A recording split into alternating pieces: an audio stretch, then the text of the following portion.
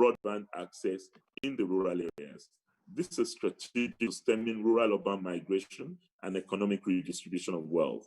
Finally, Africa needs a population policy and a commission to plan the future and the implication of 40% of the world's population living in the world's most challenged continent in the next 8 decades.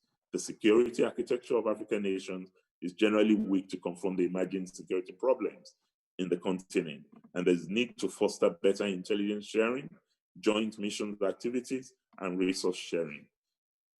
In conclusion, I hold the view that economic prosperity will guarantee peace and engender development on our continent.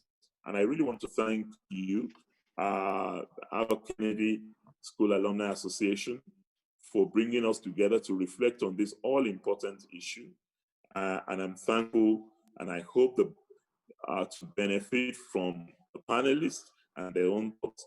But we really must see this issue as a wake-up call to African leaders about the enormity of the challenges ahead.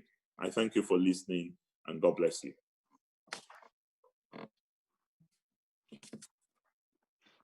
Thank you very much, sir. Thank you very much, sir. And without much further ado, I want to acknowledge that you only spent 2 minutes outside your normal regulated time. So we are still here. Let me quickly provide a summary of what you said. You sought in your presentation, the keynote speaker, His Excellency, sought to establish the linkage between population and unemployment, vis-a-vis social deviancy, and the pressures that are created on things like social services, healthcare, housing, and education. Indeed, I'm sure because of the limited time, he did not spend as much time on addressing the multiple fallouts out of that gap on the pressure on education. But he mentioned issues around dropout, the criminality element, the alignment, and perhaps indeed the closures of universities and its impact. But effectively, what he was drawing up in the linkage was the drop in productivity of the countries on the continent because of this population. He also addressed the issue about gender inequality. Put bluntly, the cultural disenfranchisement of females in Africa, which is more cultural than anything, but there has been some advancement, but not enough. He also, as a point 3, discussed the major issue of income disparity and income inequality, especially the impact on rural-urban migration, acting as a pressure on existing facilities and infrastructures around. He also, in that point, also mentioned issues around the migrants who are mainly young people, as should be expected. On the 4th point, he also mentioned the consequence of this as on the wealth of which per capita income actually carries a disguised notion that covers up issues around poverty and shallow wealth distribution. As the 5th point, His Excellency addressed if the huge population is a curse or a blessing. He surmised that he believes it is a blessing, and then he discussed issues around harnessing the population. The first round of questions for me will be to the panelists. I would start in no particular order and call on the gentlemen, starting with Miriam, and then Jude and Uche, to comment on His Excellency's presentation from their own perspective in about 5 minutes. But I must say something about what he said about a curse or a blessing. It behoves for me to explain to you that the positives, for every positive he mentioned, there are negatives in it. He mentioned a huge market. This market is a positive, but the negative from it is that disposable income, whereas disposable income is low, the positive about a huge market means that you have a fractioned market in itself. It cannot support things like retail and what have you. Secondly, he mentioned a positive also is the diaspora community, which is an excellent point because that delivers remittances. He also speaks to the issue about migration. He allows for the foreign embassies to negotiate very well.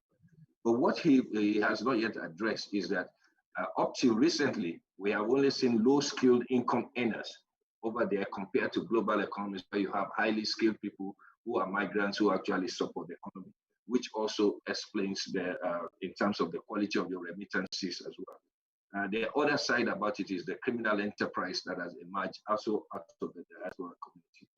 The third positive, which I would just like to say before I allow the panelists to speak, is the composition of the demographic itself. The key points here is that this, for me, is one of the most important points about the composition of that demographic. And he's a premise that inordinate population growth happens when you therefore have more population growth from your low income grade, which also creates a number of problems for us. But I'm sure that in terms of that is also the issues related to land and the cultural issues around where people get back because we needed them to go into farming, but farming has changed. As I go ahead to call on the panelists to then give their reaction, it suffices that I should acknowledge that we have in the audience some distinguished members of the public and citizens who have different issues and have been communicating some of their thoughts. We'll be taking them and also passing them to the panelists. So without much further ado, may I call on Miriam, Jude, and Uche in that order to react to His Excellency's presentation. Thank you. Miriam.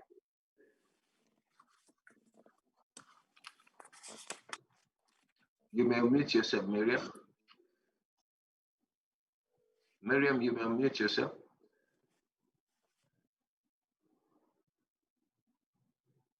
Okay, so if we don't have Miriam, I think we have Jude on the line. Jude? Yes. Can you kindly unmute yourself? Go ahead. Yes, can you hear me? Okay. Yeah, we can hear you. Good morning, everyone. Your Excellency, it's good to see you again. Good morning, Jude. Morning, sir. And everyone from this esteemed alumni family, thank you so much.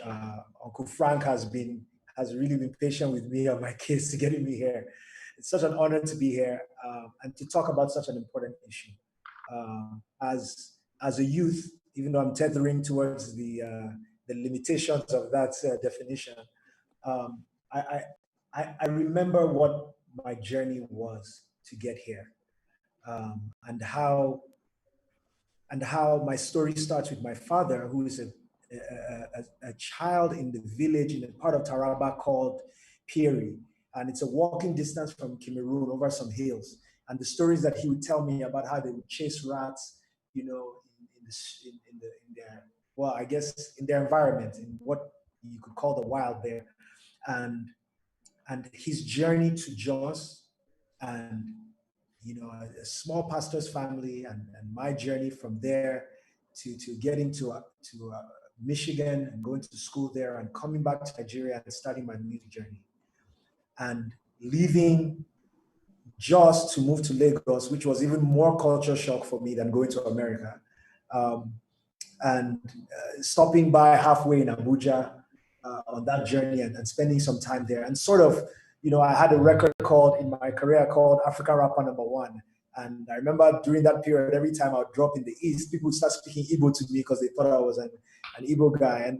But this blessed privilege and advantage to be able to see the country in all its glory and all its flaws, and to truly understand what the life of the average young Nigerian feels like on a day-to-day, and that dichotomy between hope and helplessness, that consistent feeling that most young people carry around with them every day.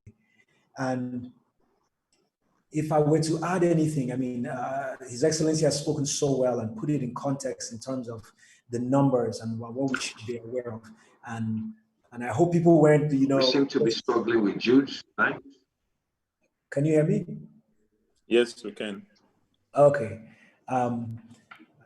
But I know for most people that be watching, it's not just numbers. But I will say this, that as an opening thought, is that there's a speaker called Simon Sinek who talks about something called the infinite game.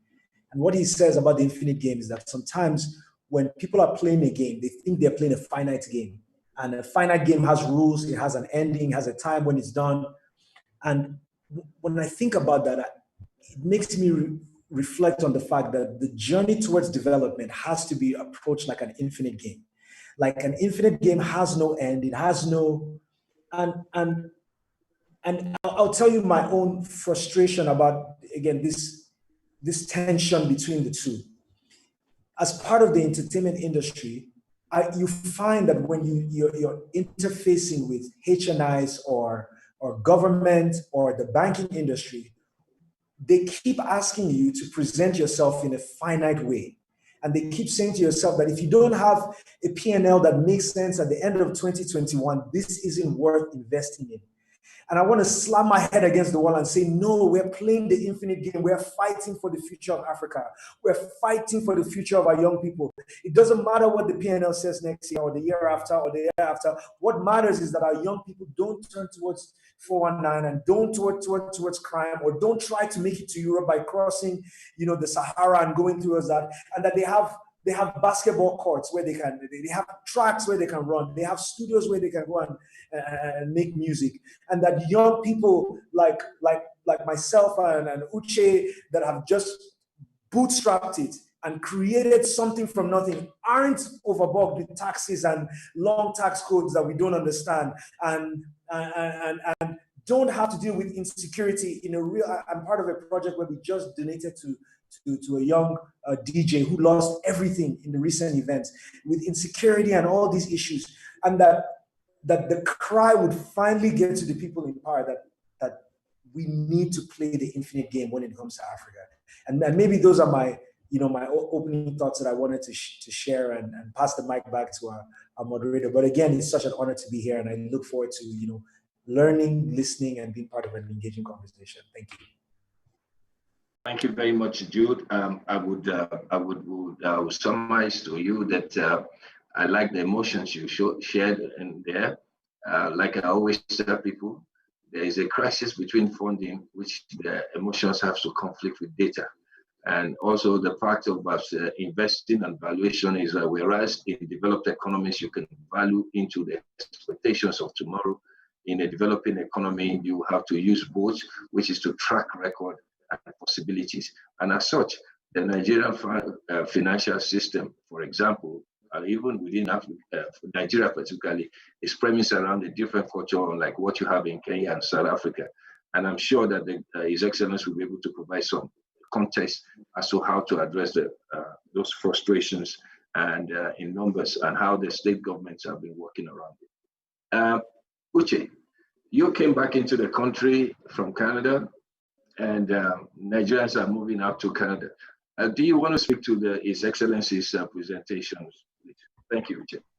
Thank you. Good morning, everybody. I'm really honored to be here, and thank you, His Excellency, for an excellent and very thorough keynote. All right, so taking off from a certain angle, migration away from Nigeria. As you said, I lived in Canada and recently came back from Cambridge as well, and I'm here. And speaking as somebody who works with a lot of young people, I work with a lot of amazing young people. This is just in the last year. 2 young people who have worked with us, in fact, 3 have been on the Forbes list, have gotten full scholarships to Oxford. Another person has just gotten into the top writing program in the world. That is just my own team and my own company. So just imagine the whole of Nigeria. We have amazing young people here, and the world is seeking out the best. They are offering those opportunities to people who are the best, and I will never ever tell any young person to not take up that opportunity. During the pandemic, there were a few bright spots that, cheered us up. Even at Bella Nigeria, we said, look, let's look for good news. Too many bad things are happening. And what were those bright spots most of the time? Oh, this Nigerian has attained this position in the legal system in Canada. Oh, the vaccine. This Nigerian who is working at Yale is a team leader in the fight to get a vaccine in time for COVID-19. So it shows that this system is working. People are going out there and they're actually being successful. And many of these people, if they share their journey in Nigeria, yes, many of them even attended Nigerian universities. Yes, Nigerians have such a strong tie to our country. Our culture is so rich, our country is beautiful, but they are thriving and blooming and blossoming over there. So in terms of solutions, we all know what the problems are. But in terms of solutions, what should we do right now? I would say, as people head out in the diaspora, we should continue to keep our hands open for them to come back and contribute.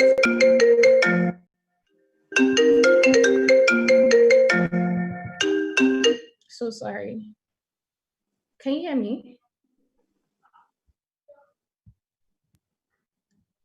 Yeah, we can hear you. Oh, We can hear you.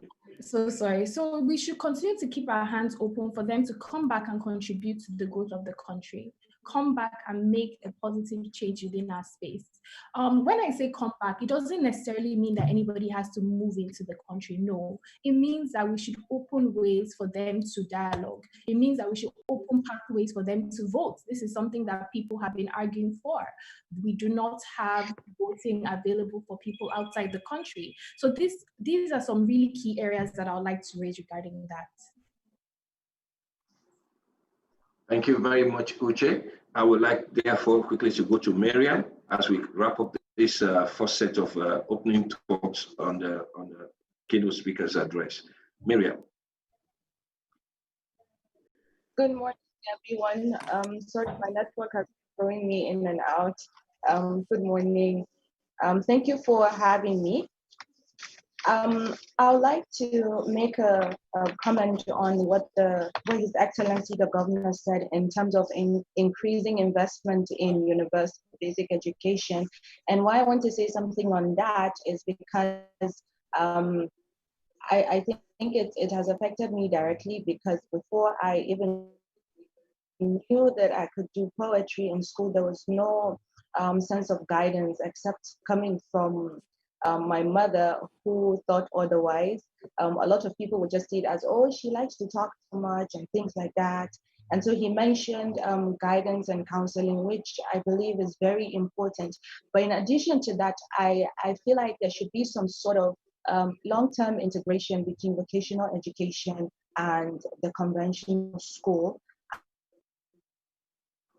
And creativity should not be treated a by thing or some extracurricular activity, but rather looking at it holistically as becoming a part of school.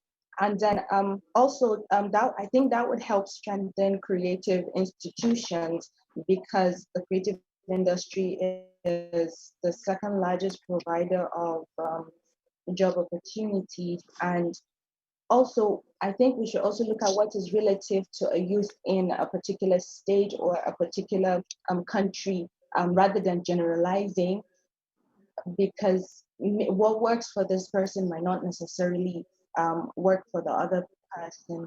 So yeah, that's my thought on that. Thank you very much. His Excellency, I believe that in order to keep this conversation going and keep you engaged, it is important that I provide context here. Before, and I hope that you will therefore provide answers to that, and then we'll then take more questions. Most importantly, we have very senior members also in government and in private enterprise also here, who are also sending questions, which I would like to make available to you. It's not too often we find you around. Here are the few contextual issues around what my three panelists have said. Do you believe that there is a challenge with communications, i.e. the feedback loop between what government is seeking to do and what, African countries, specifically the Nigerian government, and the citizens themselves?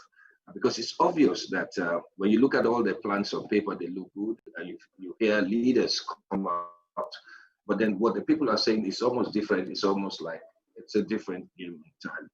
That is one question. The second one would be about the apparent and obvious mismatch between the nexus I established earlier on, which is between population and unemployment, because there's a missing middle there. The missing middle there is the educational system.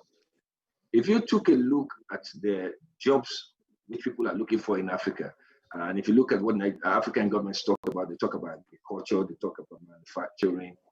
But if you look at this, what, for example, the World Economic Forum issued in the future of jobs and skills in Africa, the jobs they are looking for and the top 20 jobs that will be available for the next 20 years, there's a dichotomy between what those jobs are and what the educational system is structured to deliver currently.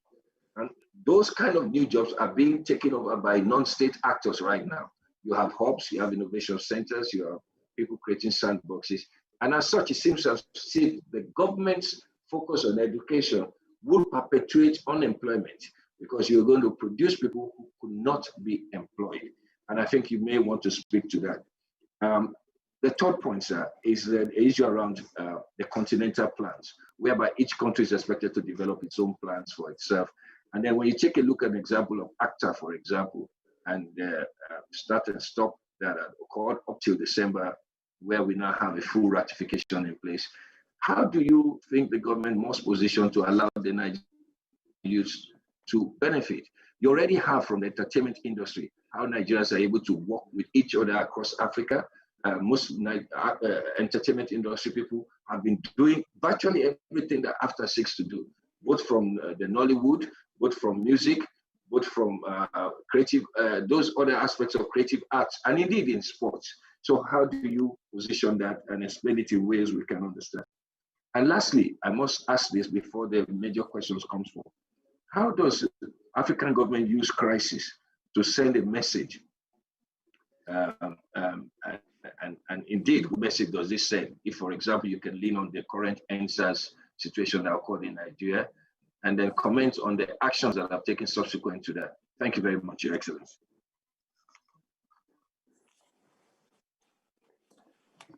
Okay, quite a lengthy one there, Femi.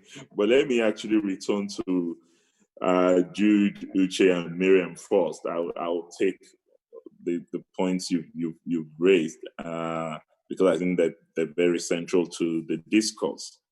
But I do agree with Jude that we should see this as a journey rather than a destination. It's an infinite game. One of the books that made the most impression on me as a young person was Ben Okri's book, The Famished Road. And those of us who have read Famished Road will know that the story is about a road that is being constructed by people. And every generation continues the construction of that road. But what is critical in any notion of a journey rather than a destination is to at least see little acorns become tall oaks, progress, development, rather than reversal. So as long as there are significant milestones that we're making in our quest towards a journey, then I don't have a problem with the notion of an infinite game, as Judas described it. But there must still be milestones, there must still be evidence of progress on the journey. In certain instances, I think we've not always seen that in our own environment, or we've not always interpreted some of the things we see as progress, because technology has sort of changed our situation completely. But I do believe that it's important that those who are in policy making, policy implementation, must contextualize development and see concrete steps, such as Judas described as insight into that infinite journey that we have. And on migration, I totally agree with you that we must not take a completely negative view of young people who, because of the limited opportunities that are here, would rather jump ship and get involved in the journey towards making themselves better, the greener pastures, as we say. I certainly can't discourage young people from doing that. I lived outside the country for the better part of 15 years before I returned. And at least the fact that some of us went out and then came back itself is a positive. And I absolutely agree with Uche that brain drain does not necessarily become brain gain when everybody returns home. And there are different ways of returning home. One of the programs we used to have in Ekiti during my first time is what we call Ikogos, the Graduate Summer School. And a couple of my colleagues who are in academia in Europe and America, they come spend their summer months here training our graduate students in our local university on research methodology, on materials, on writing skills, and a whole range of stuff. So they come like that. Now we have what we call a Ekiti Knowledge Zone, in which we have envisioned the situation in which many of our academic and public policy celebrities, entrepreneurs outside the country come home, spend some time with our people who are keen on innovation hubs, on startups, and help them with mentoring, with training and support. So I do agree that we can take advantage of our huge diaspora, particularly the professional diaspora, beyond just remittances. Remittance is good, but skills development, exchanging ideas, and building partnerships for progress is something that we should pay particular attention to. And I know that a lot of us are doing that. And as to Miriam's point, that we must ensure that it's not just a demand for universal basic education for young people and guidance and counseling, so that we put them in the right direction, but also that we let them see the value of non-standardized educational training, or what normally we'll be learning by rote in the curriculum. We need to step outside of those curriculum and let kids that don't want to follow the normal route not see themselves as outcasts, but are helped to develop those skills in a more productive manner. I agree with all that. As to your three issues, Femi, don't we hear what citizens are saying when we are in public office? Why do policies differ from what the young people are saying, ordinary people are saying? I don't know to what extent that is true. We don't form policies exclusively. At least in my state, we don't do that. Our young people are very much involved in what we're doing. When we decided to crash the right-of-way tariff in Ekiti State in order to increase our broadband access, it was because we noticed that a lot of our younger people are in the innovation hub and they are keen to develop their IT skills, startup programs, what have you. And we felt the way to do this was to attract those who want to invest in this sector. And we're not Lagos, so automatically we would need to add something on top for them to find Ekiti attractive.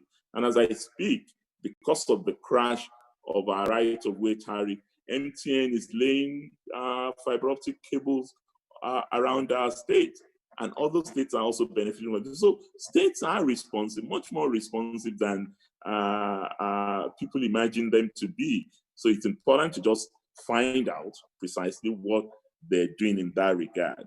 You also talked about the mismatch, and you're absolutely right.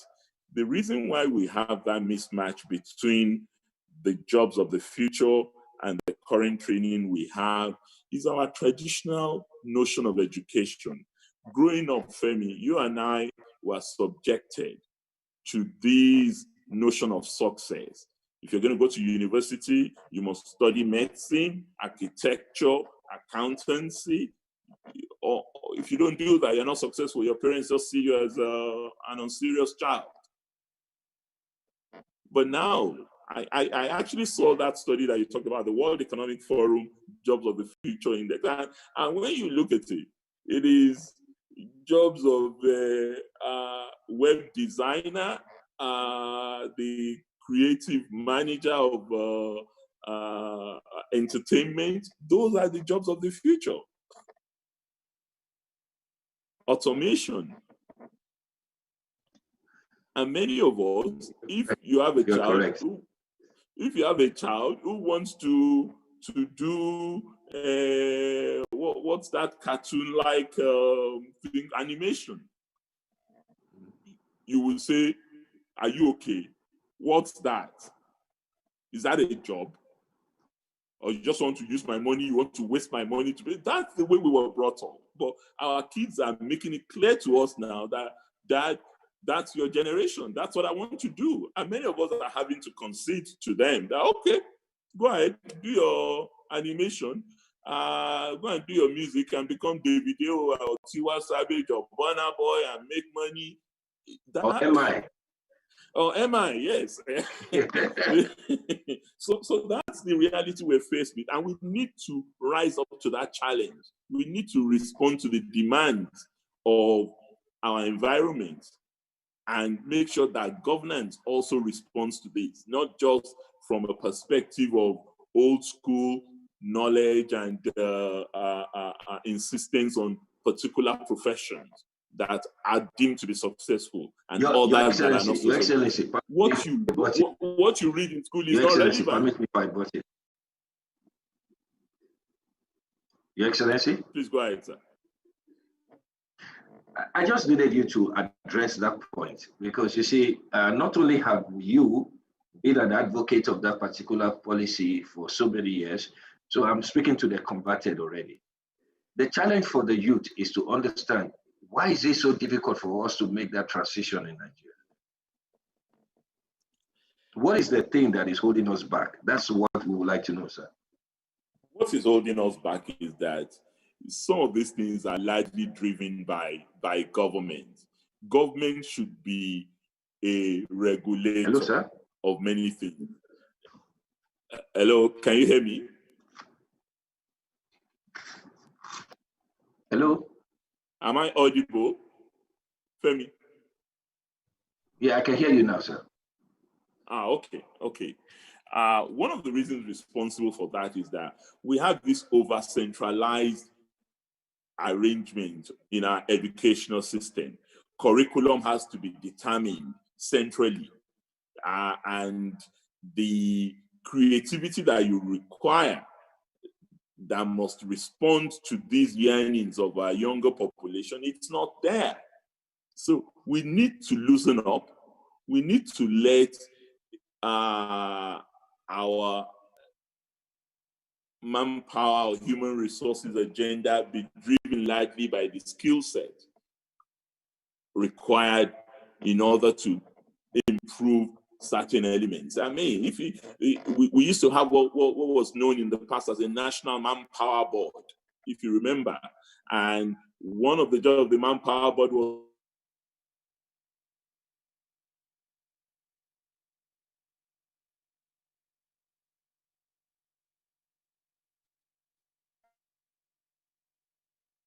in 10 years, these are required.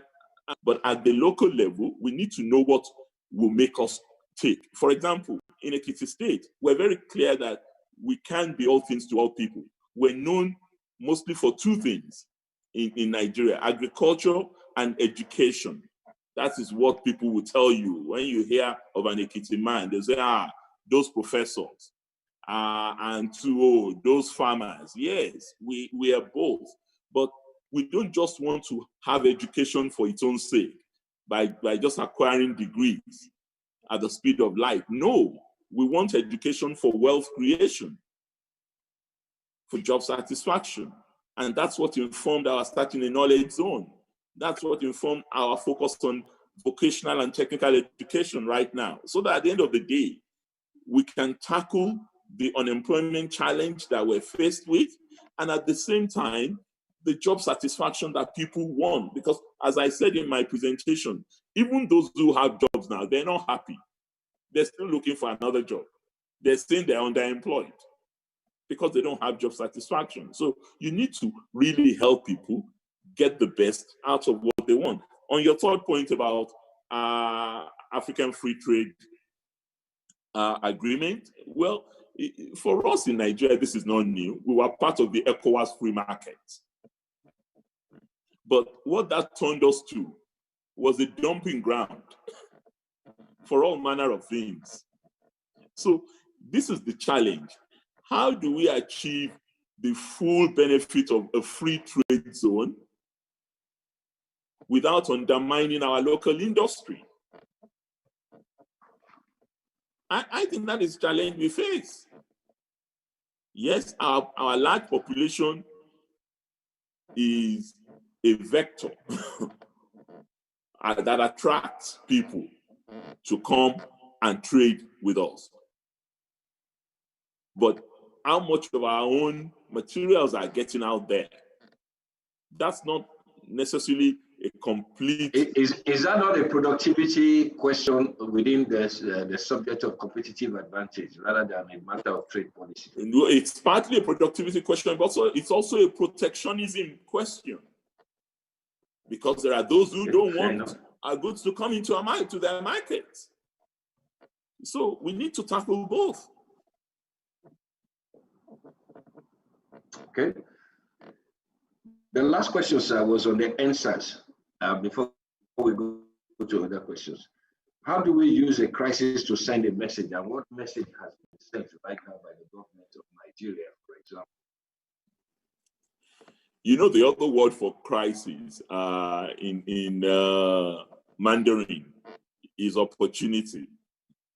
And I think for us, clearly, our young people have told us in no uncertain terms that they're not happy, that government has not been able to provide them with the opportunities that they would like to see. They see these things, they're on television, they are on social media, they know what is going on in other parts of the world. They see how responsive governments are to the yearnings of the population.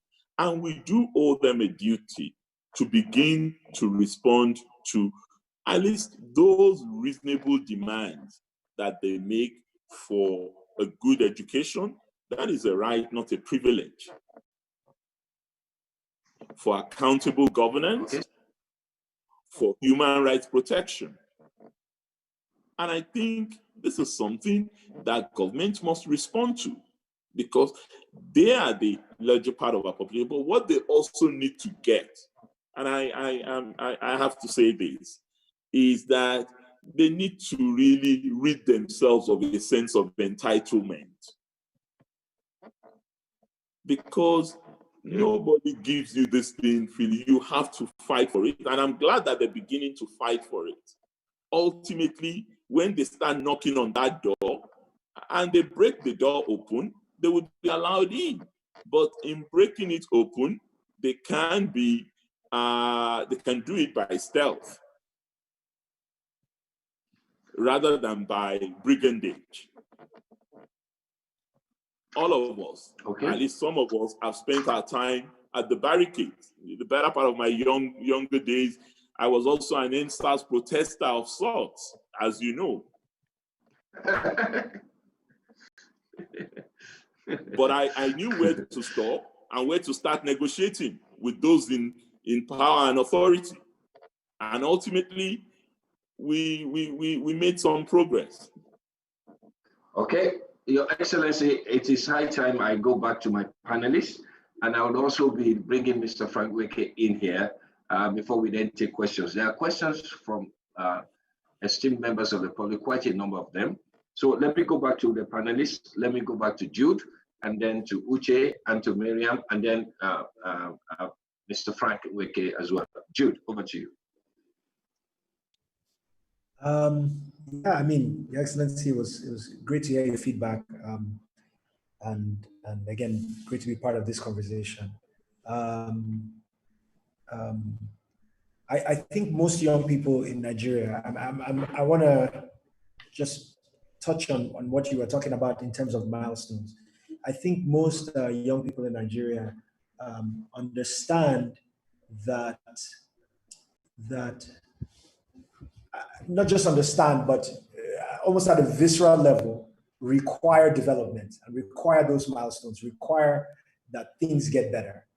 And especially when you look at, if you were just to take the sample of Nigerians that get some sort of world-class education and compare them against their compatriots, I mean, their colleagues across the world.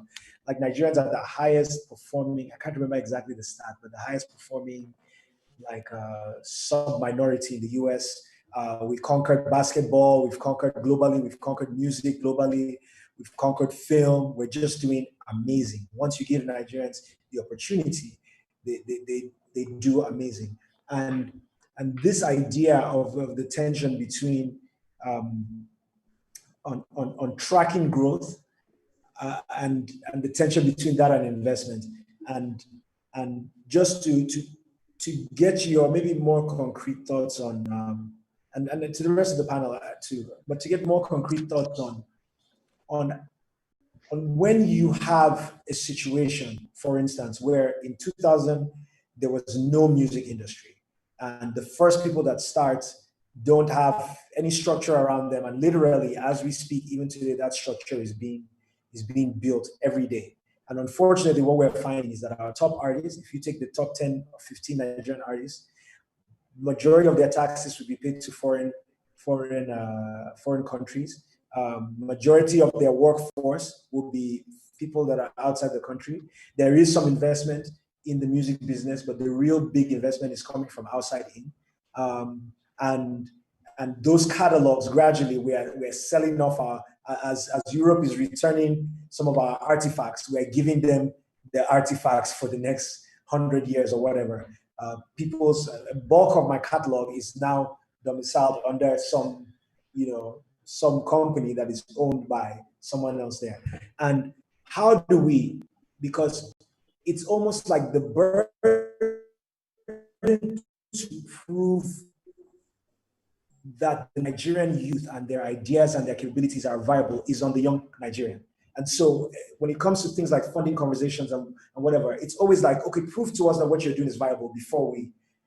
And without, there will be a section of Nigerians that will be able to do this and figure out, but for the larger majority, you have a country where they don't have the structure, they don't have the education to be able to articulate what this growth would look like. And because of that, they are completely jumped over every time that it comes to investment. And the reason why when we talk about the infinite game and stuff like that, why I invoke that, and I know you spoke to that about the road that you keep building, is that at some point,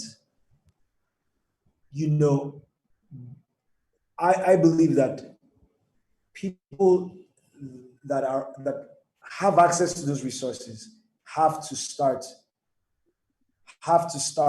almost just, you see this with angel investing, have to start just actively looking for a way to create the next big thing. You see, I mean, look at our tech industry. Again, all the big success stories. When last did you hear that the Nigerian H&I invested $20 million or $10 million in some young tech idea or whatever? It's all coming from outside. And that tension is just something that's hard to deal with. Even for the youth that are at the top, they're struggling to have the country believe in it. And by the country, I mean the people that have access to power, to believe in them. So what opportunity does a young guy from Jos who's just rapping, with one 10-year-old laptop that he's, putting together, what opportunities does that person realistically have in this country? Your Excellency, you can go ahead with that.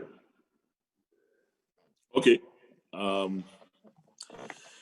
Yes, you're right. I get the picture completely. We need to find a different way of encouraging and mentoring young people to come into themselves. And I like the example you gave of being consistently asked to prove that what you're proposing, your plan is viable. And we see it in the job market. When you ask young people to demonstrate experience, somebody who is just out of school, and you say, okay, what's your experience of doing this? And if you don't have experience, we're not going to be able to employ you. We need to change our ways in doing that. And we need to also develop frameworks that are, the only way that can happen is outside of government, frankly. because government is such a rigid structure that takes some difficulty. It's an elephant. So it depends on the side at which you're viewing the elephant from. You need to move away from it and look for a more nimble animal that would best activate the creativity of our young people. But you also need a lot of cooperative work amongst the successful ones, in my view. What government needs to do is at least get the infrastructure right so that power relations between our creative people here and the producers and marketers abroad can be reorganized. Because I think what you're saying also speaks to power relations. We produce the music, somebody markets it and makes more money than the person with the intellectual property. And we need to figure out how to ensure that we protect our intellectual property without losing the marketability of the property. And a lot of our young people are very, very productive, resilient, and we need to get more people in the private sector interested in this initiative. And you're right, very few HNIs in our country would fund a young startup that they don't know.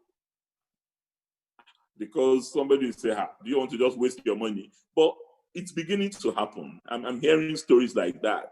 But my friends like Femi will know more of it in the economic sector. But I think quite a number of people are beginning to, and it's not lack of trust in young people. It's just that people have had their fingers burnt in several initiatives, and that has necessitated a suspicious tendency amongst people of means in our setting. But we need to divest ourselves of that and try out on some things. Your Excellency, just a and quick I think one the way to do it is to have an innovation fund. Government must be prepared to set up innovation funds.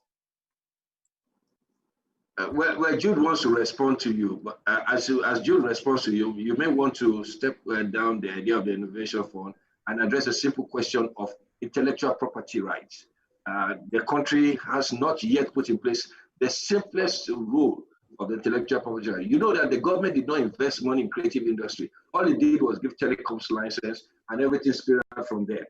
All they are asking is if you can provide the establishment platform by providing the intellectual property rights in Nigeria, things of patents, trademarks, and their rights, intellectual rights, that would be the only thing they would ask for government, and that will open the doors. Let me hand over to Jude, and then you can then take the questions together before we go to Miriam.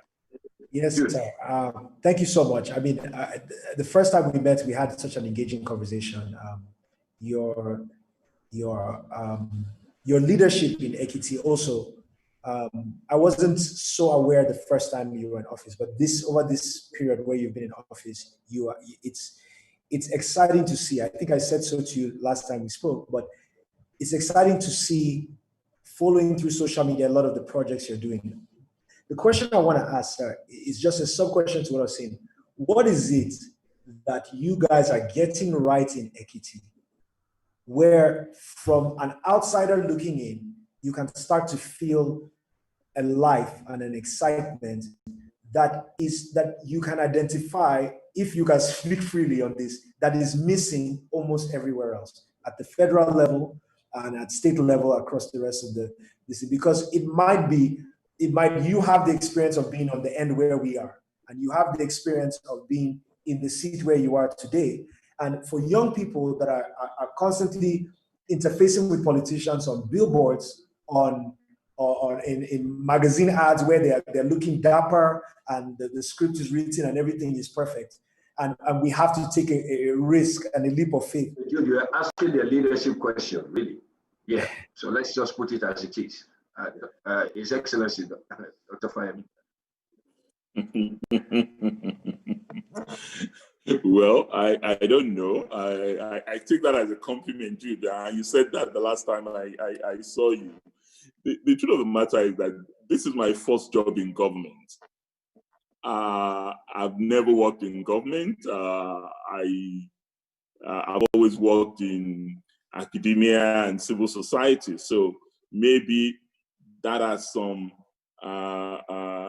impact on how I relate with people who are not government people, public servants, and civil servants. But I think it's also a realization that leadership is service, it is sacrifice. It's not the office that you occupy or the title that you bear. You've got to bring something to the table that has the potential to also bring a lot of people together. So I have young people around me. So I get to hear about what is happening in places I don't get to. I may not go on the street to eat corn and barley and all that in the populist sense of a governor, but I generally stay very closely to what is going on the streets. And that then informs how we shape policy and implement our programs. Maybe that's something that makes us more responsive to the challenges of our environment. But I also do not necessarily agree, Jude, and I'm not being modest here. I think we need to know more about what is happening in different places. Some of my colleagues may be approaching it from different perspectives than I am. I think everybody is trying to make a difference in their own environment, but the pressure is enormous. The challenges are many, but we need to, and we do a lot of peer learning. That's what I should say. There's a lot that we're learning. One of the questions I saw from the chat group, someone asking about Edo Best, for example. And I know about Edo Best because we also have a similar thing that we're starting with Bridge in Ekiti. And I know Lagos has also started something with Bridge Academy, and Nasarawa is planning to do the same. So people are interested in improving the quality of education in their states. It's just that many people may not know that that's going on because it's not out there in the open, except people who are benefiting from it in the states. Okay, so maybe we should go quickly to Miriam and share from our perspective as to how things are happening in our own area of influence. Miriam. Miriam? Hi, sir. Okay, go ahead. Hello, I'm here. Miriam, sorry, my network keeps. Yeah. So, well, for me, I think what we're trying to do now in our own capacity is with the tutoring center, where we're trying to see younger people. I'm young myself, I'm 23, but I mean teenagers who also have the thirst for that other element of art apart from music. And I had the opportunity of meeting MI at the Next Level USA residency, where he performed a poem, and I was in the midst of rappers, and I didn't really know much about rap, and he made me feel comfortable a poem, and then I felt like, okay, I can rap too. So thank you so much, MI, because I didn't have the opportunity to really thank you. That really helped me. So yeah, that's what I have to say about that. But I just have a question that is off that a bit for the governor. And is in regards to the youth fund working for the youth. And I want to take an example using Nigeria. So recently the federal government has launched the 75 billion fund. And a part of me feels like that is targeted towards the middle class people because it's tech savvy. And then how do you make sure that the grassroots youth, whom I would say are mostly not tech savvy or literate, to have access to these platforms? because sometimes the process can be quite complex for them to understand. And how can they get this fund to work for them, keeping in mind that these people are the same set of people majorly being dissatisfied and feeling that the bias, or rather the gap, is really there, and then they end up turning to other means to fend for themselves. And in most cases, they become a horror to the society at large. And these are the people that feel like government has failed them utterly. Excellent. Okay. Do you want me to go? I did that for me. Yes, yeah, I think it's good so that she can feel as if you are there, because I'm sure Uche has a series of questions I said to ask you. Okay, so that's a quick one. I agree with Miriam completely. Let me say what we've done in Ekiti. Maybe that is something that can explain how to bridge that gap between the middle class youth and the rural youth with limited opportunities. When we were told about the Youth Investment Fund, and we were told that they had to register online, what we did was to help put in place places where they can go to and register online, coordinated by our microcredit and enterprise development agency, so that this is not just limited to youth with access and youth who are in the big cities, but also youth in the rural areas are assisted to access the online application process. I think that's the one sure way to deal with it. One cannot say stop online. We're moving in a modern world. We have to continue to improve on how to bridge the gap, the digital divide. I spoke about it in my presentation. And everything that can help a young person. Almost every young person in Nigeria has a phone. Very few young people. We have 150 million phones in the country now. So I do not see why that cannot even become a source of jobs for our young people. Agency banking is increasing. Having physical structures ultimately would disappear. The idea that you must have a bank in your community, Union Bank, come and put bank in my village, but the unnecessary fight between telcos and the banks and the finance industry on who should control that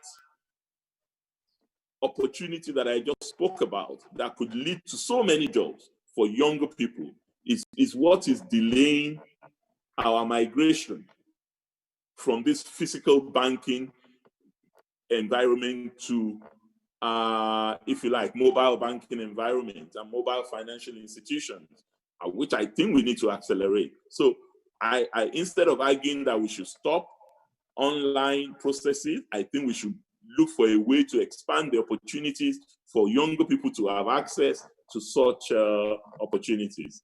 Thank you. Thank you, sir. Miriam, you seem to be okay? Yes, I am. Fairly.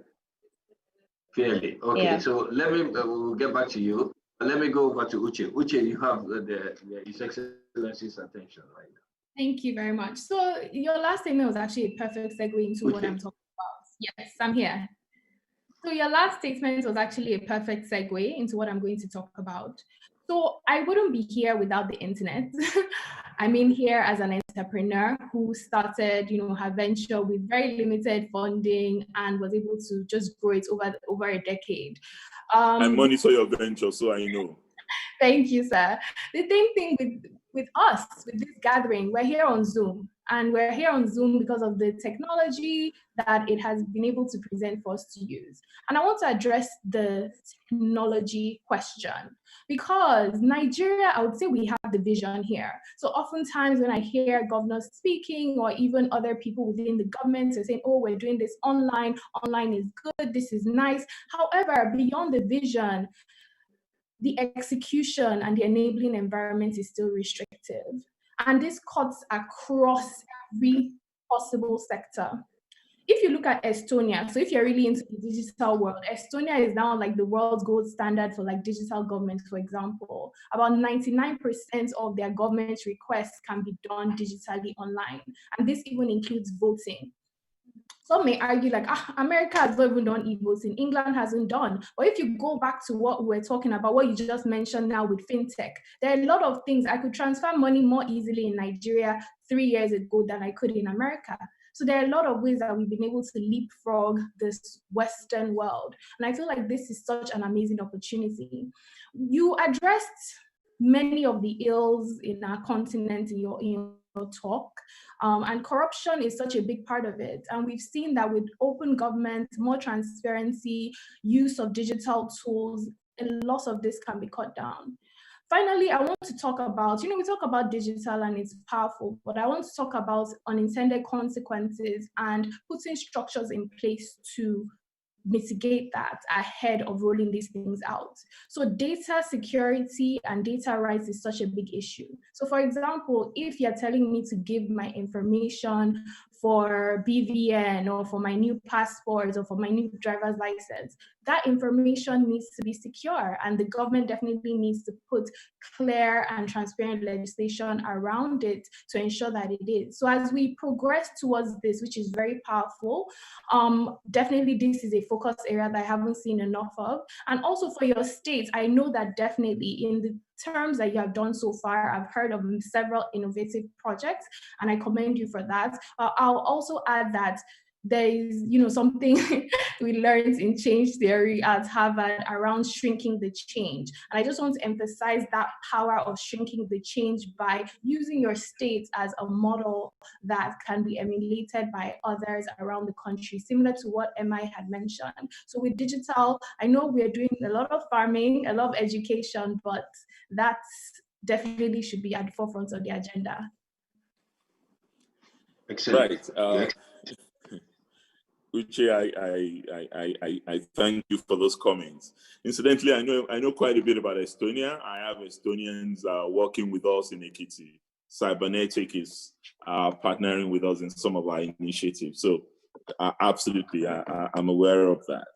But the unintended consequences, I couldn't fault that argument. There's a lot of it, and we need to become more aware of it. And I think it speaks to the earlier question by Femi on intellectual property rights as well, because we're not familiar with these things. We're just sort of chatting in the dark and trying to figure out what are the cyber techniques and internet legal frameworks to develop that would help us respond to these issues that you mentioned, because there are unintended consequences that come with it, including cyberbullying, cyber terrorism, and safety of your records and information. But I also think those of you who are experts in the field, you are beginning to also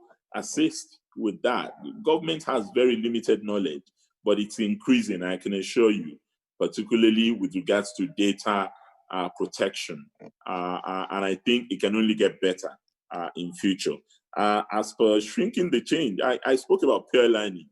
In the Governors Forum, we have what we call the peer review process, in which we benefit from one another. What Lagos is doing much better than Ekiti, we send our officials to Lagos to go and learn, and what Ekiti is an exemplar of, we get other states to come and also benefit from that knowledge. We need to do more of that, but we recognize the importance of shrinking the change. Okay, thank you very much, sir. I just want to say, I want to invite the host for his questions before I go on. It's gone on for so long, but I thought I should use the opportunity of Uche's excellent point about Estonia to draw home a point. One is that if you take a look at Estonia, which I had studied very well, from the 1583s, you recall that it was part of the Swedish Empire, really. It wasn't until 1721 that it was ceded to Russia, and it declared independence in 1918.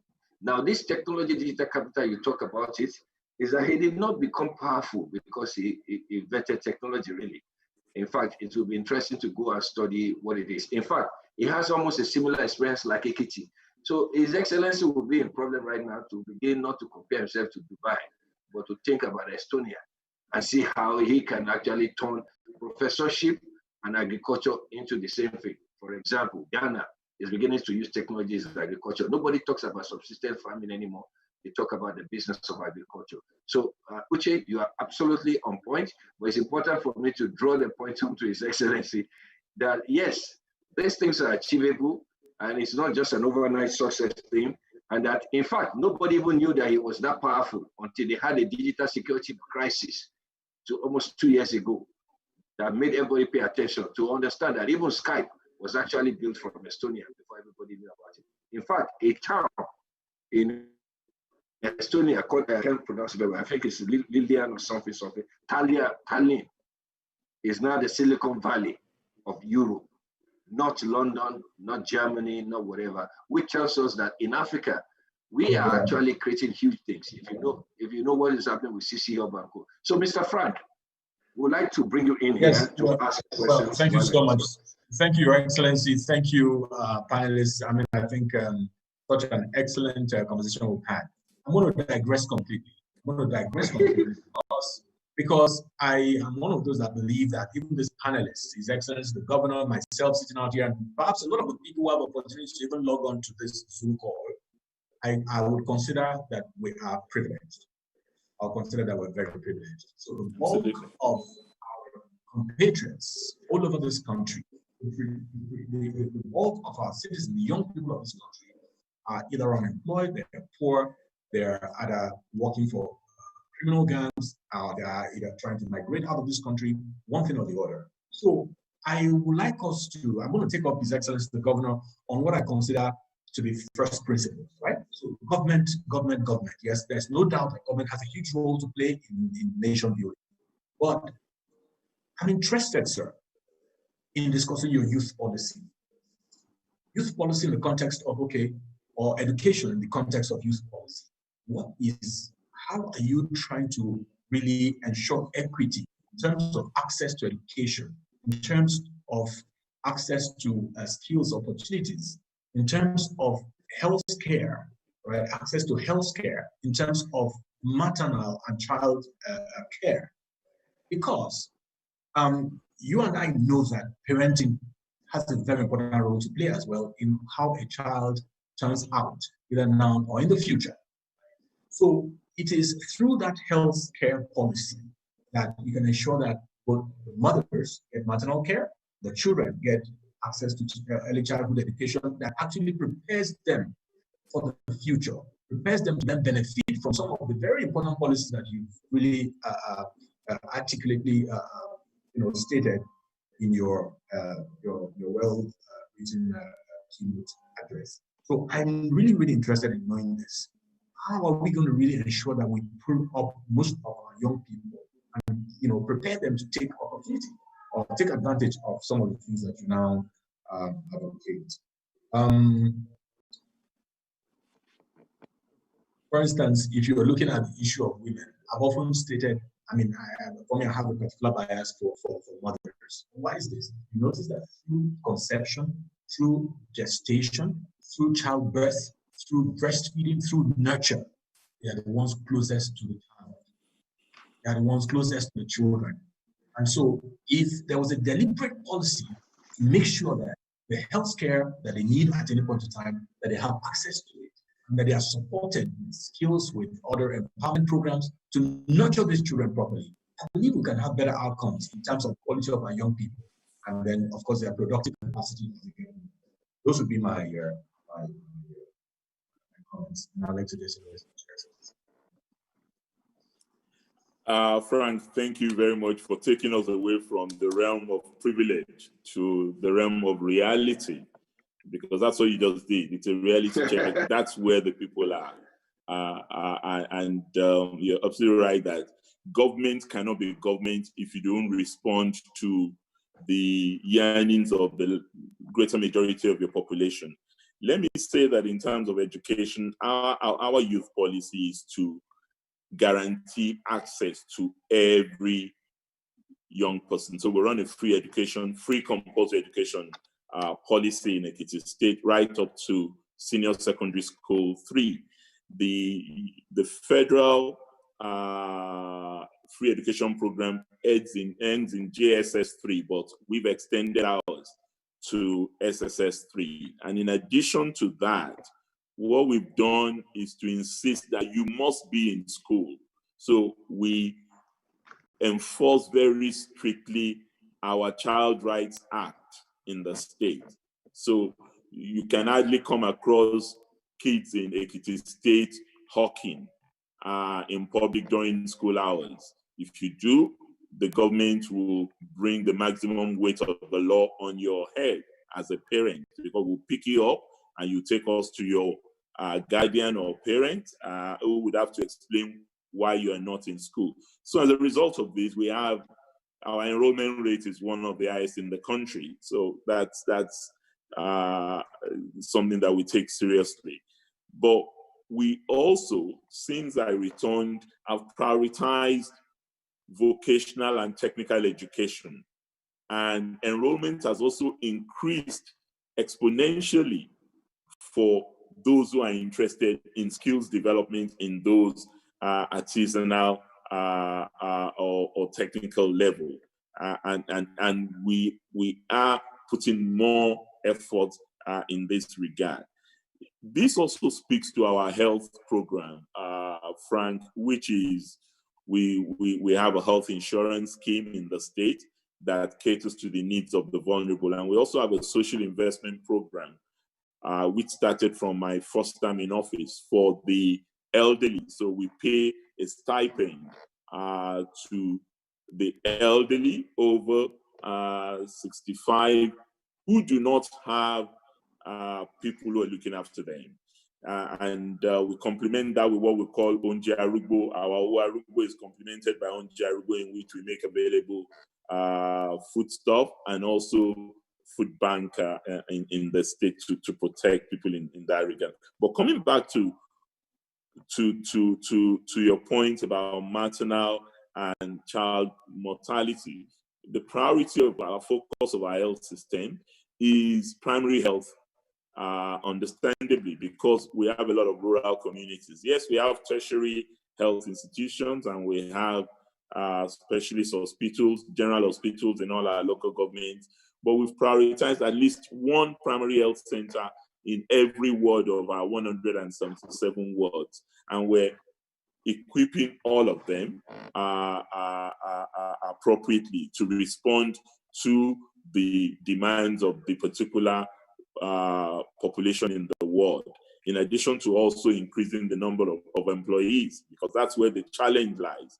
Sometimes the turnover of employees in the health sector is so huge because of the availability of opportunities in Canada and other places. So we have to keep retraining and looking for people to fill these vacant positions from time to time. But I'm glad you spoke about the place of women in all of this. In Ekiti, everybody knows that we have zero tolerance for the oppression of women, either directly through gender-based violence or indirectly through policies of government.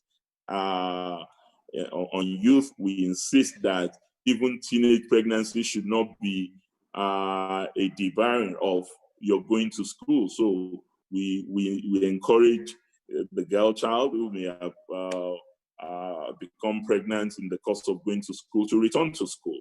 And the Office of the Wife of Governor really focuses on this. We also insist on protecting our female children, our girl children, from a whole range of gender-based violence issues that we've been dealing with in the state. It's not unique to us, but we've taken a very firm view of these issues, which is why for young women who have suffered this, we have sexual assault referral centers set up. We have shelters and transit homes for them and skill acquisition centers.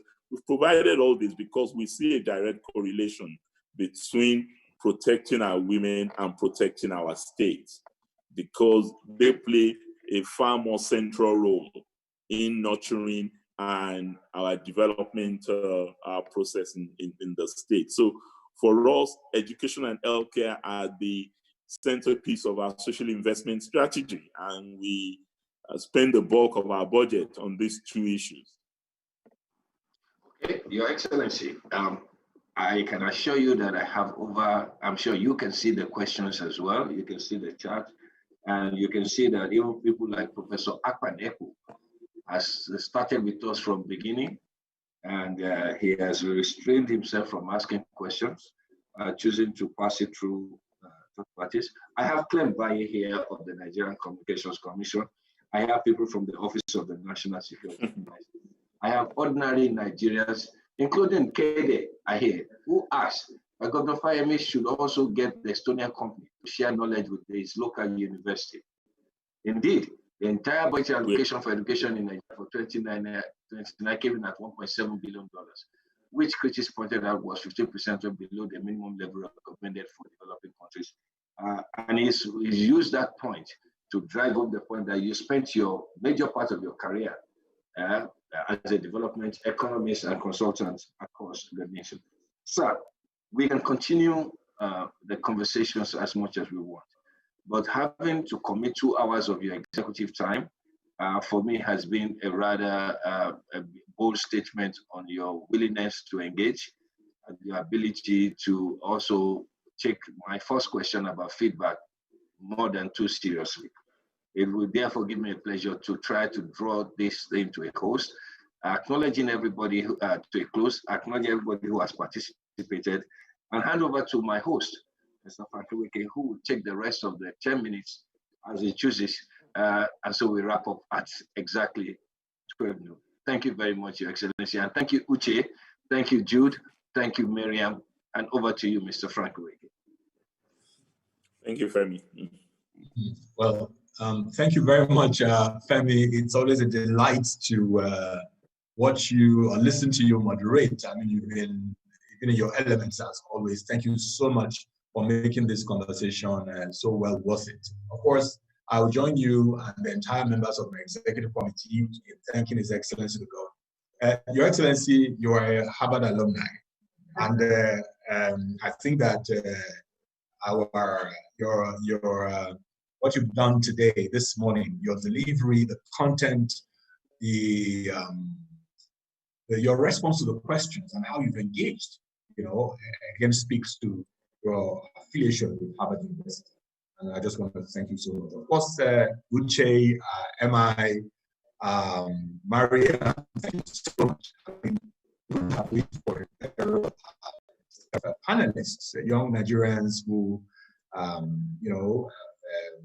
really taken on the challenges they've had in their lives and then made a success of it, not waiting for government, not waiting for anyone. But again, I believe that it was possible for all of you to do what you've done so far in your life because of the nurture you received. I'm very, very big on parenting. I'm very, very big on the partnership between government and citizens. I really don't think that nation building is the role of government alone. So I just want to thank you so much for the excellent contributions. In the coming days, we are going to issue a position paper based on the keynote address provided by His Excellency and then the very deep insights that all of you have shared in your various commentaries. Now, we have a couple of people online. I believe that Aminu Mukhtar, the Vice President of the Harvard Alumni Association of Nigeria, is online. And Aminu, can you just indicate your presence, please? Aminu Mukhtar, can you just indicate your presence, please?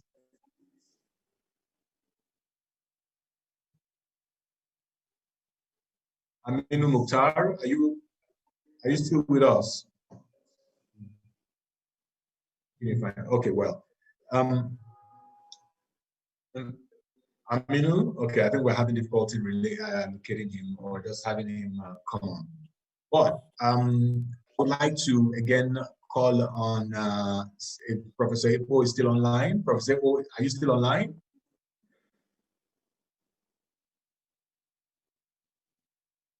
Professor Epo, if you're online, please just indicate by raise of your hand.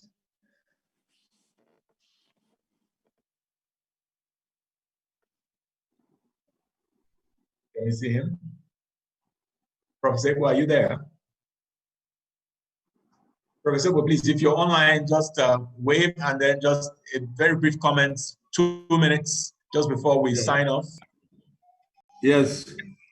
I enjoyed the event. Thank you very much. I enjoyed the keynote speech and the panelists, their thoughts. I think the point was made about education and health. Once you miss that in an economy, then the economy is in trouble. So we have to make sure that we take serious education and health. And I think maybe next time we should dig deeper into that subject, education and health, in order to put in place robust policies so that our youths can benefit from the resources in Nigeria and abroad. Thank you very much. It's been a wonderful event. Thank you. Thank you so much. Well, so Mukhtar, if you want to raise your hand, if you don't mind, please click the raise your hand button. Has he raised his hand? Okay, it's not there. Well, it would have been nice to have my colleague on the executive committee of the Alumni Association at least offer some remarks, but he may have left early for some reason. On this note, I'd like to just reaffirm my thanks again and just, thank you all for an amazing session. I wish you a great weekend, and we look forward to having you on future events. Thank you so much. Well, Your Excellency, before you go, as an alumni, well, okay, let me not say that one. As an alumni, we have certain responsibilities you have to fulfill, but I'll send you a private chat on that one. Thank you so much. Thank you. Thank you. Best wishes for a fantastic day. Thank you.